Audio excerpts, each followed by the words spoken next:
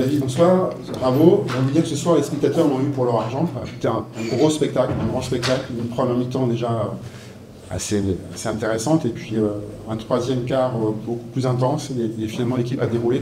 Est-ce que c'est le meilleur match de la saison de VA ce soir? Je ne sais pas si c'est le meilleur match de la saison, parce que je le trouve dans la continuité de ce qu'on a fait. Et forcément, l'idéal quand on travaille, c'est que le suivant soit toujours le meilleur. Donc je trouve que c'est un match dans la continuité de ce qu'on fait depuis le début.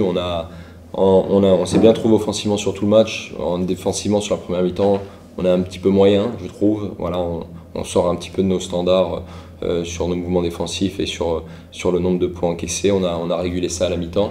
Et dès qu'on arrive à défendre, à faire des stops, ça nous donne beaucoup de rythme et ça nous permet de courir, relancer. Et on a des joueurs qui peuvent soit agresser le cercle, soit shooter à 3 points. Et derrière, ça nous donne du rythme dans tous ces aspects-là offensifs. Et ça nous permet de développer un jeu qui nous a permis de faire l'écart en deuxième mi-temps.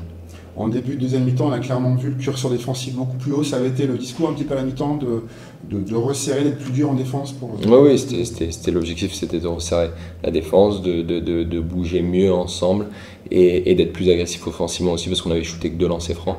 Voilà, donc on avait eu cette volonté d'attaquer le cercle, mais pour moi avec un manque d'agressivité, on était un peu, voilà, eux étaient, je trouvais, plus agressifs que nous, parce que ils avaient perdu. Je pense que c'était un match important pour eux pour changer la dynamique. Je trouve qu'ils font plutôt une bonne première mi-temps, et après peut-être aussi qu'en deuxième mi-temps ils ont un peu souffert du fait d'avoir joué DG aussi mardi.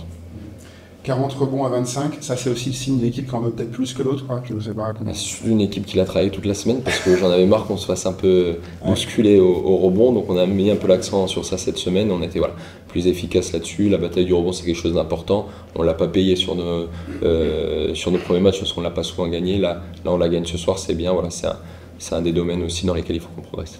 Le ratio aussi balle perdue, passe décisive 10-25, bon, ça n'arrivera pas tous les soirs, mais c'est une très belle stat aussi. Ouais, après je trouve que ça nous arrive pas mal quand même en ce moment, depuis le début de saison.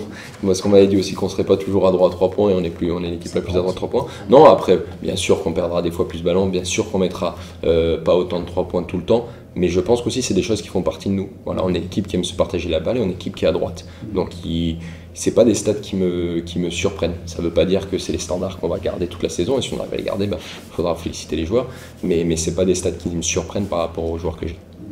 Je posais la question à Lucas justement avant. Est-ce que le plus dur ne va pas commencer maintenant finalement pour la DA? Parce que 4 sur 4, vous impressionnez, là, on était 33 à Nantes, alors ok, ils ne sont pas au meilleur de leur forme, mais enfin ça reste Nantes. Vous étiez déjà un petit peu favori en début de championnat avec d'autres équipes, vous allez être encore plus. Il faut garder maintenant cette intensité, cette constance, alors qu'il y a des matchs, pas tout de suite, mais d'ici quelques semaines qui vont arriver, qui vont être face à des concurrents directs. Moi j'ai déjà dit, en Pro B, favori ça veut rien dire. En Betclic oui, Monaco est favori, en Pro B ça veut rien dire. Pour moi il y a 10 équipes qui peuvent monter, et au final il n'y en aura peut-être qu'une seule. Donc pour moi voilà, nous on est tranquille par rapport à ça, on travaille pour nous, voilà, pour être la meilleure version de nous-mêmes, et d'essayer de montrer notre visage chaque semaine, et surtout d'essayer de progresser. Donc voilà, nous on est focus là-dessus. Et à partir du moment où vous êtes focus là-dessus, quand vous êtes plus focus sur la manière dont vous voulez faire les choses, la manière dont vous voulez jouer, je pense qu'on a plus de chances d'avoir un résultat positif. Si vous êtes concentré que sur le résultat, vous oubliez tout le chemin, et c'est pas la bonne chose. Donc nous on va rester comme on est.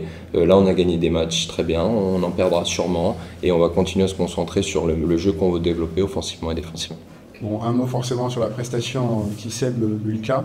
C'est un joueur que tu connais très bien, voilà, on va parler juste avant un petit peu. J'imagine que le voir comme ça, faire un gros match, ça fait forcément plaisir. Ça va lui donner aussi confiance pour la suite. Tout à fait, Lucas, j'ai eu une bonne discussion avec lui cette semaine. J'avais des choses à recaler avec lui pour qu'il se retrouve mieux dans notre jeu, parce que c'est quelqu'un que effectivement je connais très très bien. Et voilà, c'est un joueur d'instinct. Donc il va avoir des hauts incroyables comme ce soir, il aura aussi des bas, mais c'est pour ça que je le voulais aussi, parce que je voulais pas qu'on soit non plus trop lisse, et j'avais besoin un peu de ce feu follet, de ce petit pétard qui peut un peu à tout moment faire un truc qui est pas le plus académique, mais il a un sens du panier, il a un talent dans le scoring fou. Et je savais qu'il a les capacités pour être un énorme scoreur, et il a toujours été sur des courtes périodes. Maintenant, ça va être à lui d'essayer de reproduire ça sur un volume d'un temps de jeu plus important cette année avec nous, et sur une répétition. Mais Mais aujourd'hui, enfin, quand c'est pas été lui, ça a été Fabien. Enfin voilà, je pense que c'est un vrai travail d'équipe. Et il bénéficie aussi du travail des joueurs autour de lui parce qu'on a une équipe qui n'a pas d'égoïste. Voilà, on a envie de partager le ballon, on a envie que on prend autant de plaisir à donner à quelqu'un, un coéquipier, qu'à prendre pour nous. Voilà, et c'est ce que j'aime dans mon équipe.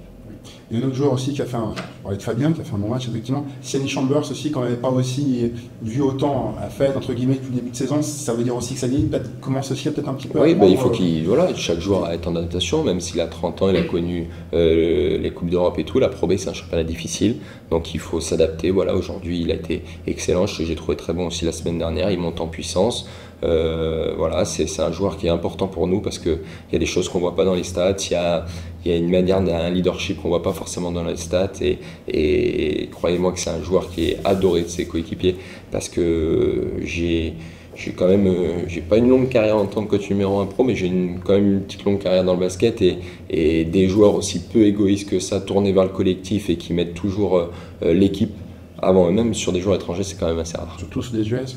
Ouais, voilà, sur des joueurs étrangers, c'est ce qu'on appelle un très bon joueur de vestiaire, c'est ça? C'est un très bon joueur de basket. Ouais. Et après, il y a des choses que chez lui, chez Jacques, chez Romuald, voilà, que par exemple, qu'on ne voit pas toujours sur les stats et qui sont très importantes pour nous et qui nous offrent aussi cet équilibre.